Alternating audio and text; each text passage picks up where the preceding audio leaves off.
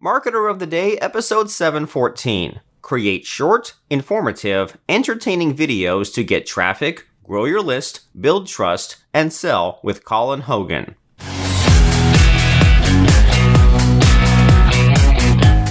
Hey everyone, and welcome back to the Marketer of the Day podcast. We are here with Colin Hogan, who is the managing director at DemoDuck, and he is going to be talking to us about video marketing, about explainer videos, and about what we need to do to put our business out there and to get more eyeballs on things. So, Colin, glad to be talking to you. Thanks for having me. I appreciate it. Excited to be here. And I am excited to have you here as well. So lately, in what you've been seeing in marketing and different businesses, what people are doing, where do you think people are missing the boat, and what do you think deserves our attention? What do you think we should be thinking about and focusing on these days?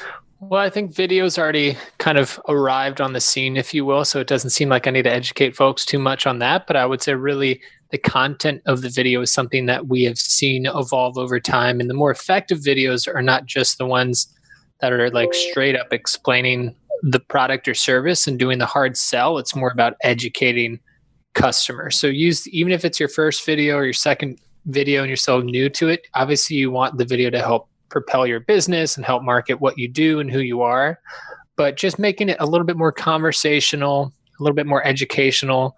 You can still explain your product, but why you got into business, how it actually works on the back end of things.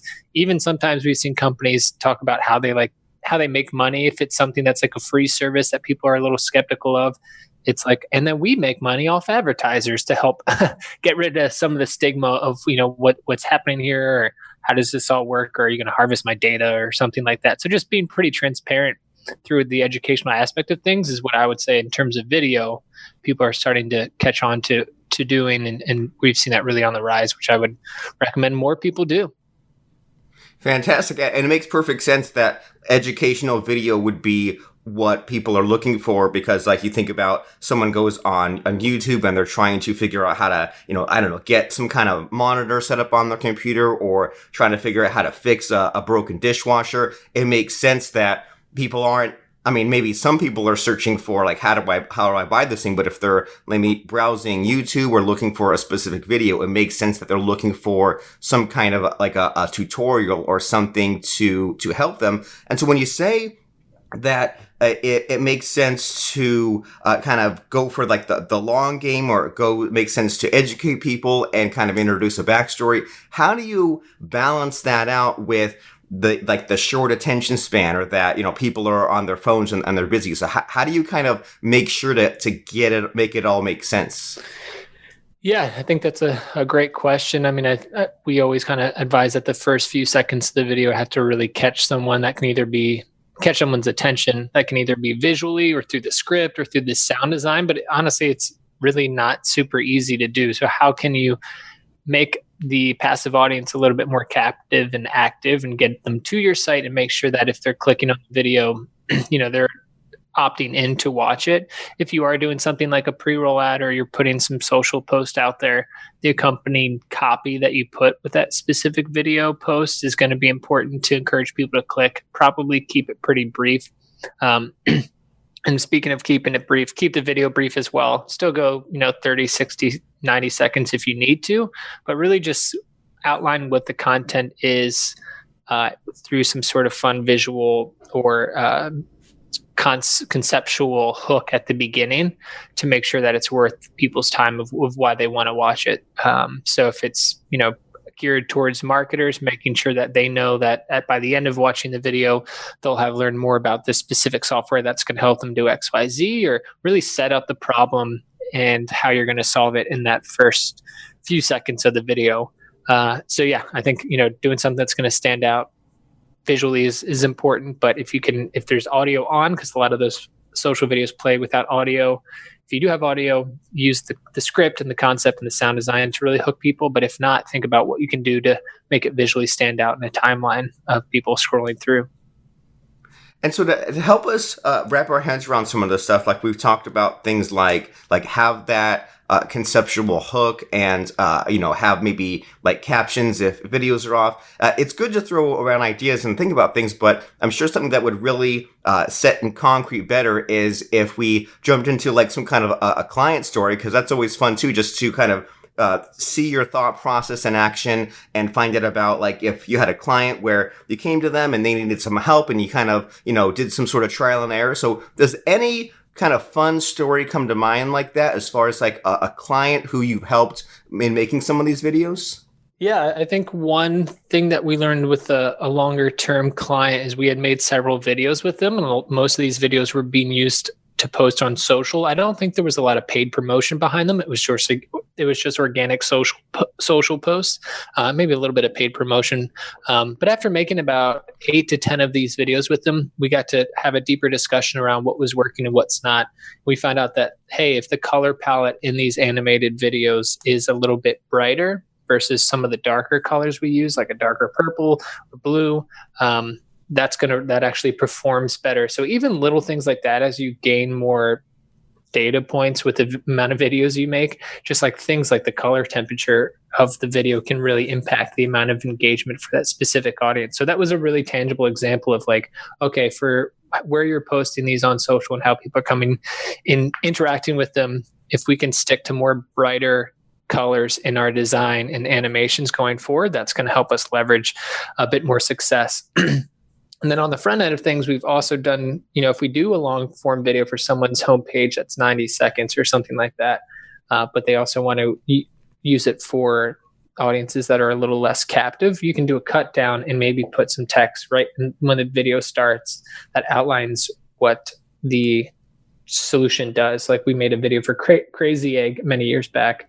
And the first few seconds are just exactly explaining what Crazy Egg does as like a heat map tool to help increase conversions. And then it goes through the typical cadence of an explainer video. But just doing that for those social cut downs really helps get people engaged quickly because it's no fluff. It's like, here's what you're going to see. Continue to watch if you want. And what I'm hearing from your answers here, as far as like make the video and have the different cut together variations depending on what you're using it for, or experimenting with things like a brighter color palette. From those kinds of answers, I'm hearing from you like that we just need to start cranking out some videos, right? That if we sit down and take a whole month making a video or planning something out, then we're not doing anyone any favors. I'm hearing from you that maybe we need to maybe make some mistakes and do some experimentation, some trial and error, and get to the videos sooner rather than later, even if they're not perfect, because that progress towards perfection will come just as a result of making more and more videos. Is that on the right track there? Yeah, I would agree with that. I know that can be a little bit costly. And of course, I would agree with it running a video production agency. But I would say we often dig into what's currently being done from a marketing standpoint to see what that can inform for the video. So if there is a video that's going to be used for social, which static social posts have done well? Like go through your Instagram. Okay, this one seemed to get a lot of likes and comments and engagement. Why do we think that was? This specific banner ad that we did previously performed well for us, this type of social copy. So how can we use all those elements that are non-video creative in terms of marketing and turn them into video form? So because that's a good jumping off point, but obviously video being a different medium, it's going to have its own results, and it's slightly varying creative differences from those more static posts. So it will still be kind of a long learning session, just like any marketing effort, but at least using what you're doing now in a non-video form to inform the video is super important. Yeah, and you're so right that's an easy exercise that anyone can do today, is just go back and look on your Facebook page, your Instagram page, and look at what seems to get more attention, and then put your thinking cap on and start to think about how can I make a video version of that, or maybe that can kind of push me in the direction of what people are reacting to. And like you said, it's not 100% going to give you the answer, but that's better than starting from scratch. And kind of along those lines, as far as like looking at the data or taking some of that scientific, maybe analysis is too fancy of a word, but like taking the science part of it and then using that to fuel a little bit of the creativity. You always hear about people who talk about like the long tail kind of keywords with the videos, right? They say like, well, if you're an interior decorator, don't make a 1 hour long video explaining everything there is to know about decorating your home.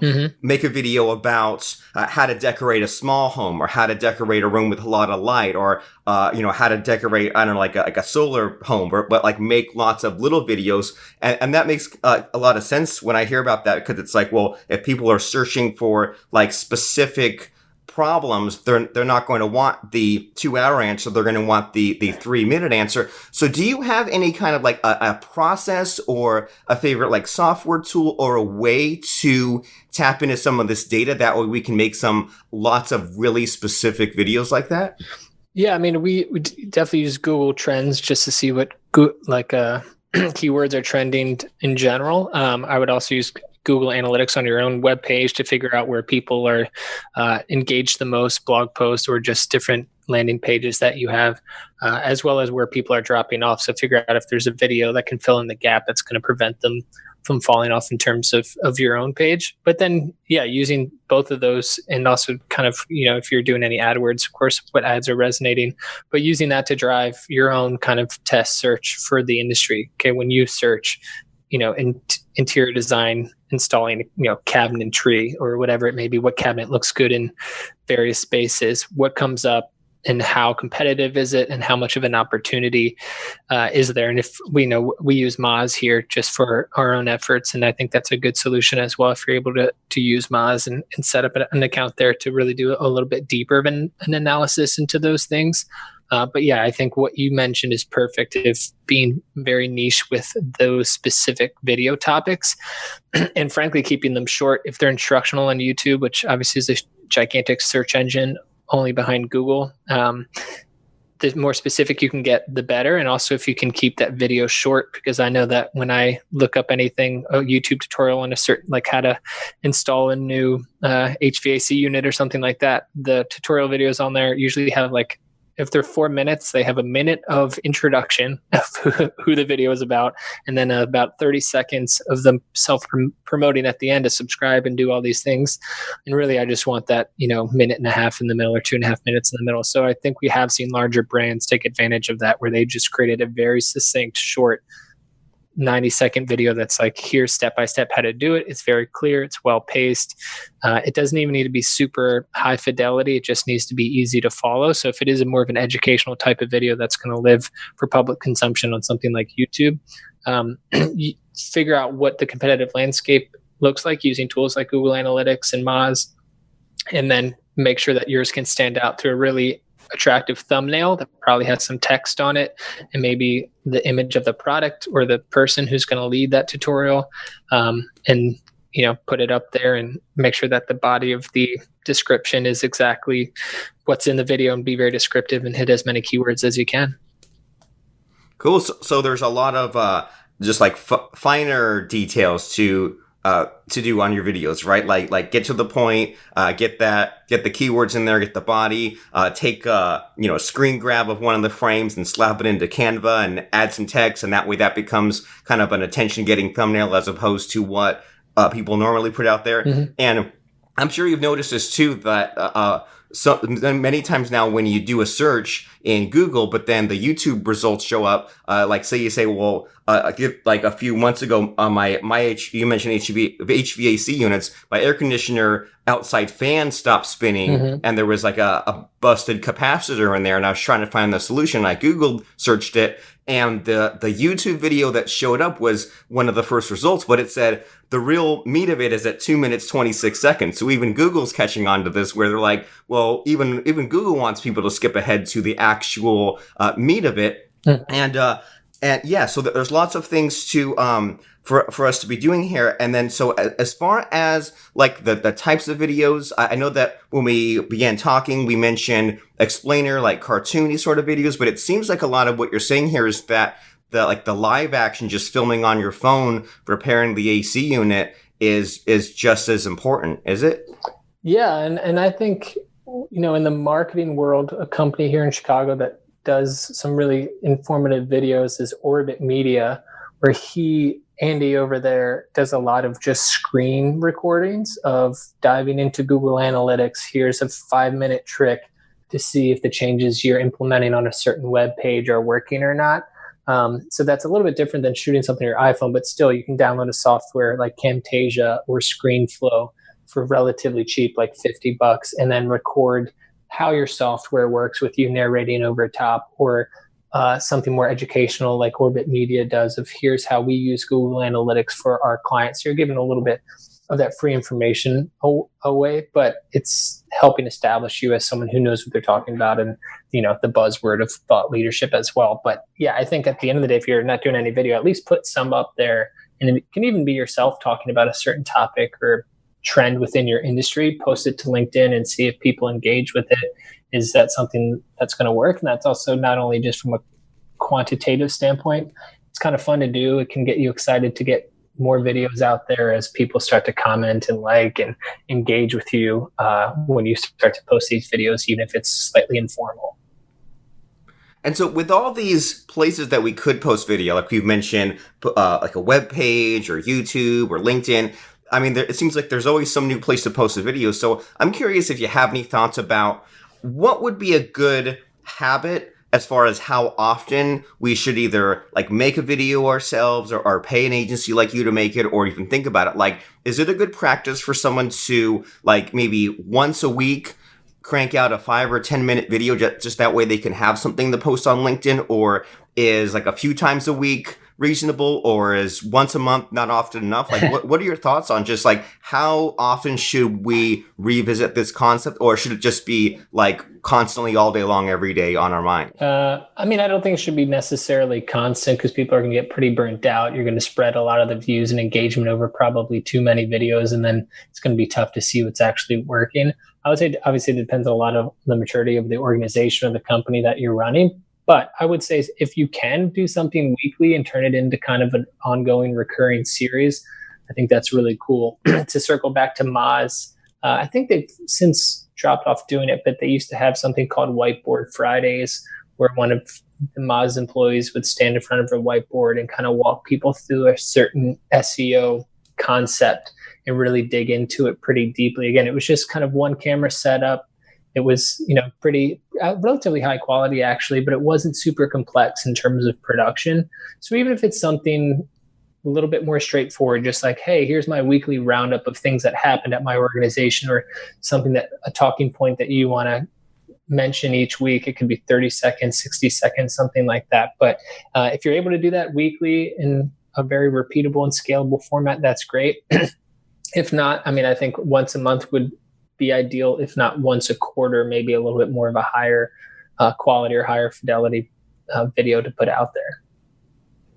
Well, great. And a lot of what you've been mentioning here in our conversation today is just, I'm hearing like, keep it simple. Like, don't overthink it. Don't plan for 3 weeks just to make a 3-minute video. And like, these easy things anyone can do, like do the roundup, the recap of what you and your company have been up to the past week, month, quarter. Whiteboard Fridays. Again, I mean, I'm not, what I'm picturing in my mind is like guy in front of a whiteboard in front of the camera and just like drawing a diagram or drawing like 3 keywords and then going off. So these are all easy, fun things that we can all do, and we can all just begin making video a habit or making it a part of our business. And so where do you and your agency come in with all this? Like if someone says, well, I've begun to put videos out there, but I need to move things to the next level, or I need some of this, analytics stuff is too overwhelming. I just want to do what I do best in my business and have Colin and his team do it. What sort of things do you provide?